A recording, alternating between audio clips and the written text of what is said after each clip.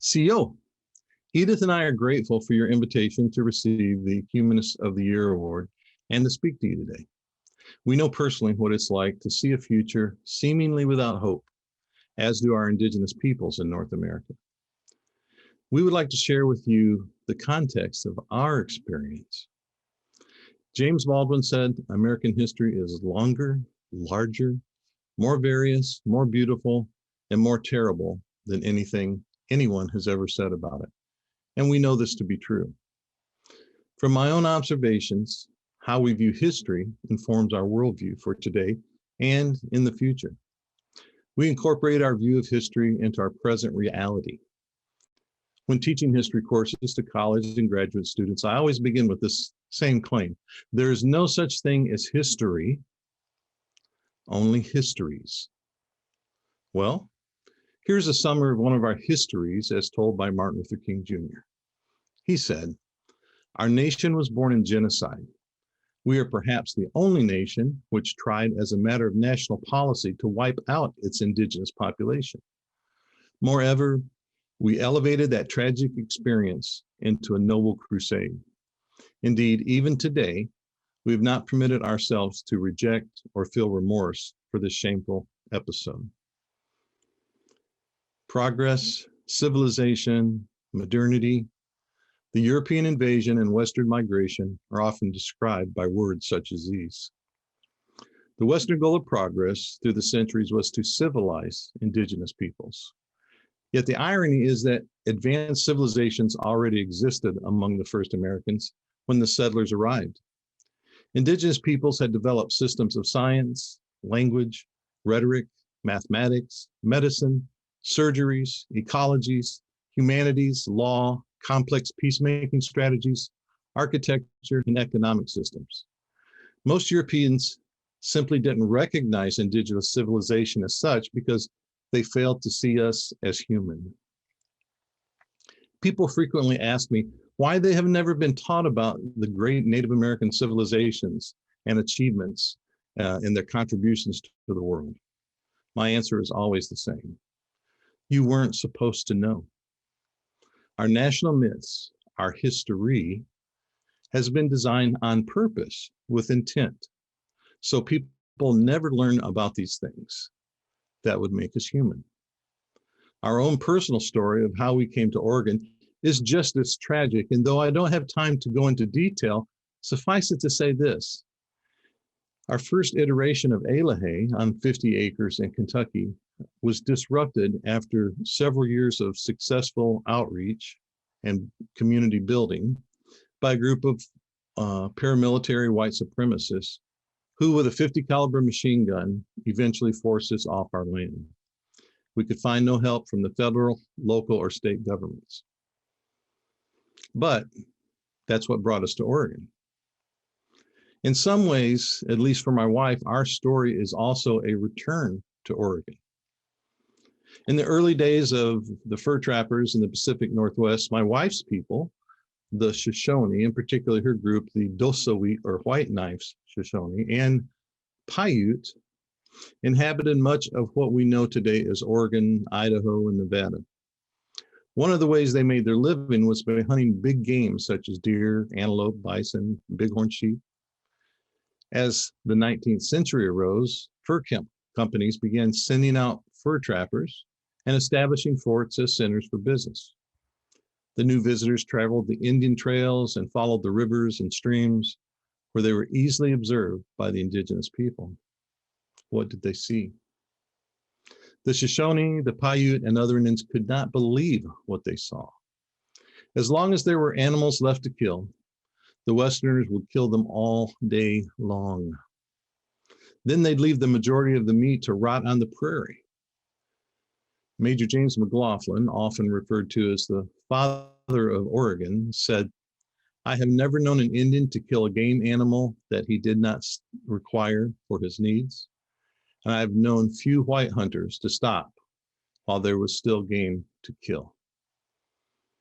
This looks like hopelessness. The malicious destruction of big game for no other reason but sport was unimaginable to the Shoshone and other tribal peoples who themselves depended on nature's abundance for their survival. The Shoshone and other tribes understood the disruption of the natural world that this represented. They knew that if left unchecked, such practices would eventually lead to their starvation and to ecological ruin. The correlation between the new Northwest settlers treating nature and people as the other is striking. One fur trapper, Jim Beckworth, recorded his party taking 488 Bannock Indian scalps in one day. His victims were of all ages and genders, and his party left not one man, woman, or child alive. Beckworth wrongly assumed that he had wiped out the whole Bannock tribe. Unfortunately, this pattern of the destruction of the indigenous people and the natural world has been repeated all over America and even the whole world. When indigenous people resisted their own destruction, subjugation, or the theft of their lands, they were considered the problem. Those who oppressed them created narratives that justified their own actions, and these narratives became our myths, or the history that informs the worldview of the settler colonizer. The destruction of various indigenous people groups has been horrendous, as is the assault on the whole community of creation. For more than 5 centuries, indigenous people across the world had their land, labor, and resources stolen and were systematically denied their human rights. The doctrine of discovery and the international laws based on it made this massive theft permissible to the settlers, who often enacted the violence. The idea of racial superiority became socially acceptable, and the results are that America's host people, along with the whole earth, now stand in peril. In the Americas, that idea became full-throated white supremacy. The colonial results were genocide and land theft. The neo-colonial results of white supremacy on indigenous peoples in North America that we continue to suffer are poverty, disease, and premature death. Today, Native Americans remain among the most affected by poverty, disease, and early death, all of which continue the colonial legacy. Yet, despite more than 500 years of violence and subjugation, we are still here. And in light of that background that I just summarized, to hold on to hope under such duress is an astonishing feat. American exceptionalism and its progeny, the American dream, contains an ethic of extreme competition and consistent legacy of violence against Native Americans and others. It is indeed still a shadowy future for many of us. Yet some of the greatest leaders of all time often realize the reality of hope in the midst of bleak and horrendous eras. Jesus, Buddha, Guru Nanak, Sojourner Truth, Black Kettle, Mahatma Gandhi, Dorothy Day, Martin Luther King Jr., and others call us to harmony, to peace through various narratives. They call us to hope. Like the indigenous peoples of America, these leaders observe the worst of life. And because of that, they tell a story that makes us all better human beings. Each told a better story than the dominant myth, than the history. Each gave hope of a better way forward. How do we hear a better story to replace the half-truths of history? We listen to people with a different view who tell us another side of history.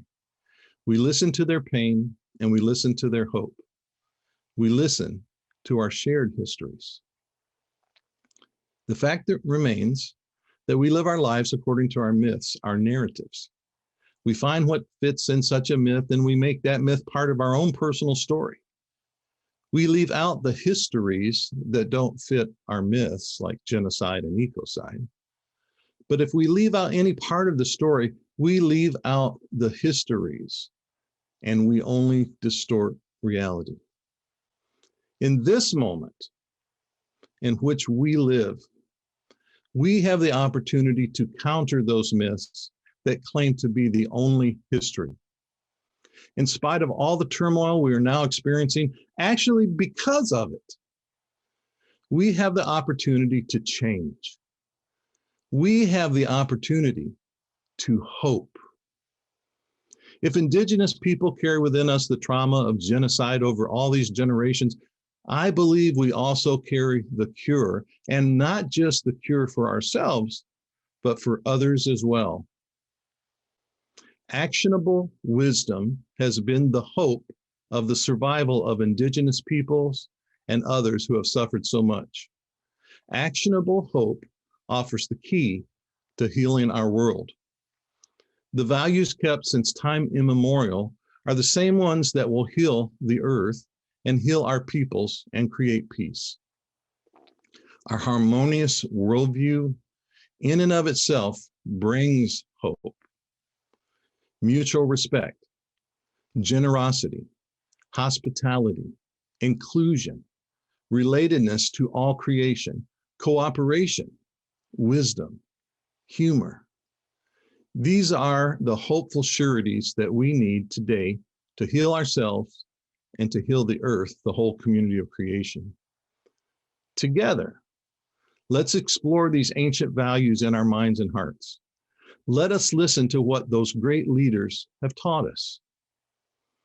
But most importantly, we must exercise those values today. This is the wisdom of hope. Hope merely left as a thought only becomes despair. Hope must be active. Let's remember to listen to people different than ourselves, those who share other histories. May we pay attention to the resilience and hope we find in other stories. Even in the harshest reality, hope can be exercised. And that's how we make hope a reality. Thank you.